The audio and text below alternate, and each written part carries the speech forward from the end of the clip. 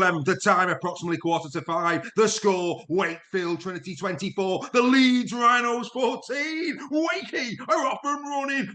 Marvellous. Oh, fantastic stuff for Mark Applegarth and his team in this one. What must Rowan Smith be thinking? And all of his Leeds Rhino supporters who were marching home together in tears. It had to be them, didn't it, that went down first to Wakefield Trinity. Wakey have always had a really good record against Leeds. They've upset them on many occasions over the season, and this was a big upset. But what a win this was for Wakey. A masterstroke bringing back David Fafita. Fafita putting his hand up and saying, I want to come back. I want to help you to retain your Super League presence. And who's to say that that won't happen for Fafita last week at Magic Weekend? Yes, he was straight off the plane. He might not have been 100% fit. He might still not be. But this was another solid performance from the big man. 144 metres from 14 and 7 tackle busts in this game. He was destructive, and that galvanised his team. Batty and the likes really running hard, making sure they were playing with pride and passion for that Wakefield shirt, and they did brilliantly well. Oh, yes. Well, obviously, let's get it out of the way first and foremost. Salabio, I'm afraid to say you're going to be sitting on the sideline for a few weeks. There was precedent, of course, last season with Will Price. He got 7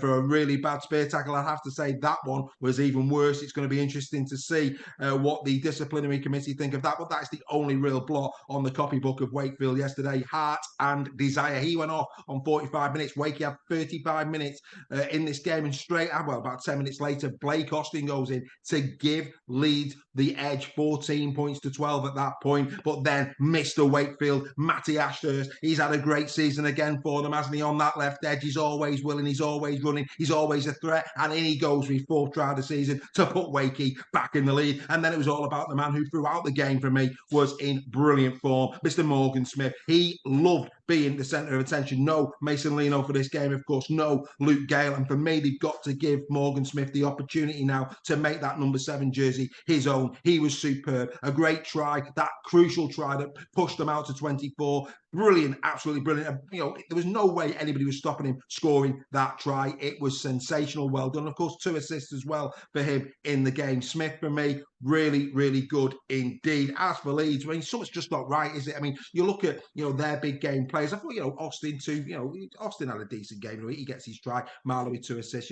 They're the hub of the team. But you look at Aletsky. I mean, Aletsky, since he's come back, he's not been that dominating prop forward that we're used to. He only got 86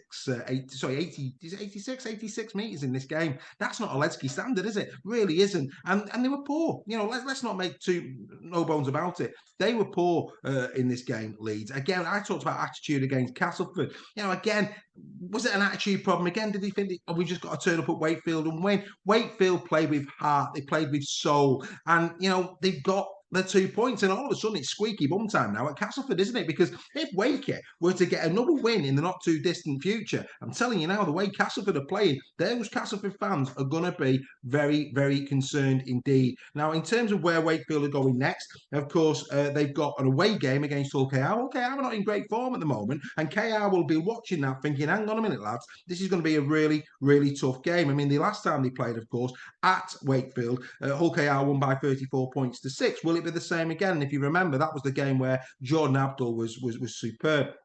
Now, from KR, they then got the Salford Red Devils at home and then the Wigan Warriors at home. And remember, last season, Wigan was one of their scalps. So, let's just see how things pan out. I think the bring back of Fafita and the fact that they had to give so many people the debuts in this, they brought the likes of Franco over. Salabio, of course, was brought over on a trial. He played in this game. There's a few players on that team sheet that you don't normally see on there, and they galvanised. They had energy. They had creativity. So maybe now Mark Applegarth needs to consider, do I need to play some of these more younger players that are going to go out and actually run through brick walls for me? Is he getting the best out of his senior pros? I don't really know, but that's going to be a very interesting thing for Mark Applegarth now to have to do. As for the Leeds Rhinos, well, where did he go from here? I mean, with every passing week for me, their top 6 credentials are being diluted time and time again. We know that Gary Hetherington, he did it last year. He changes it. If he doesn't feel it, he will change it. He's Rowan Smith now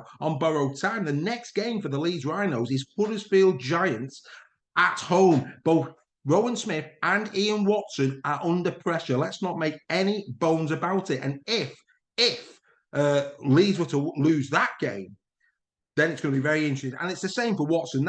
In terms of the coaches, that game is a must-win for both coaches. I do think that if whoever loses that match, the coach, we could be seeing a dismissal of the coach. And I'm sorry to say that. I don't like to say that, but I do think at the moment there is a disconnect. There's something not quite right. I think there was glimmers at Huddersfield against Warrington in the second half. I said that one in the sheds in there. I saw glimmers. I really did. Russell coming back was big for Huddersfield, and they looked really good on the right edge. So actually, little glimmers there for Huddersfield, but I'm not seeing many glimmers for Leeds. Leeds seem to be getting up for the big teams this season and not doing the bread and butter very well, and that's costing them. And that's attitude, and that's coaching. So it's going to be interesting to see what happens at Headingley in the weeks ahead. But this is all about Mark Applegarth and the Wakefield Trinity team. Massive congratulations. I listened to the entire thing on radio and I was absorbed in it, absolutely absorbed in it. And I'm just delighted. I'm delighted for all your fans. It is criminal what has gone on in your team this season, to have to go there time and time again and come away having witnessed some major hammering defeats. But you've stuck by him. You've stayed loyal. That's what rugby league's all about. Loyalty to the badge. And finally,